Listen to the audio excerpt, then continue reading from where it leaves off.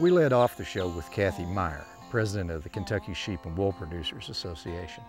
So it seems fitting to close out with another dedicated ag leader, Corinne Kephart, president of the Kentucky Cattlemen's Association.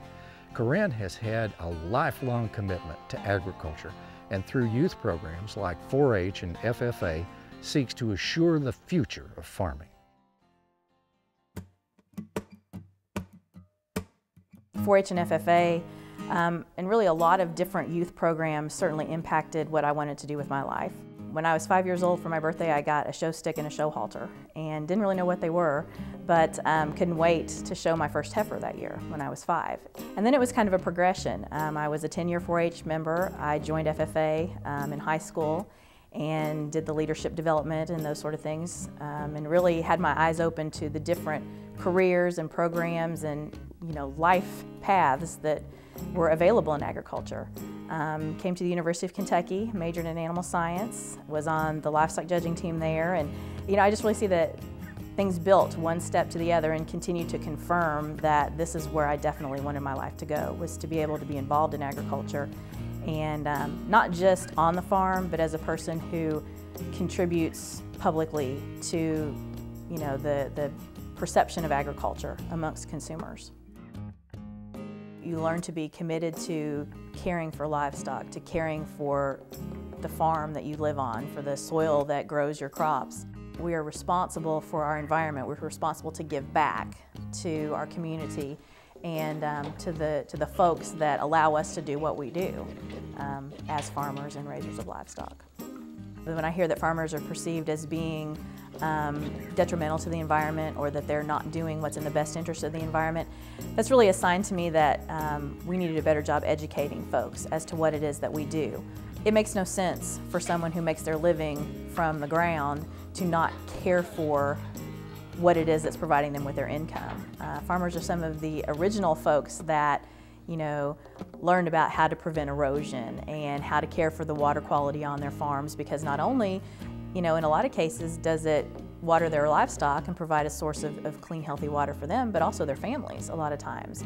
So certainly, even though they're portrayed as not being concerned for the environment, it's just misinformation that's been passed along. And I think anyone who would visit a farm and spend time talking with a farmer about how they manage not only manure and waste, but also their chemicals and any other things that they use in order to efficiently grow crops and provide livestock a healthy livelihood, that they would understand that it's not the case, that farmers are truly environmentalists. My favorite thing about being involved with a family farm is that the pride in the generations, and that I can go back and my great-grandfather started raising shorthorn cattle. My grandfather raised shorthorns, my mother raised shorthorns, and now my daughter is showing shorthorn cattle. We have shorthorns on our farm. And it's something that ties you to the past and gives you that pride in your history and where you came from. My mom was actually the first female president of the Indiana Beef Cattle Association. So I'm very proud to be following in her footsteps as well in that sense. She's a strong woman that doesn't really see gender barriers or those kind of things. And so it's a sense of pride is probably my favorite thing about being involved in family farming.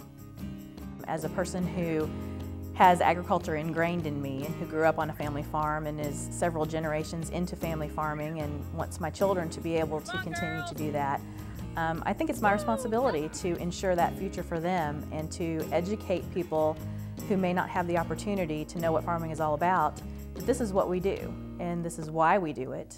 And if you have any more questions, come see.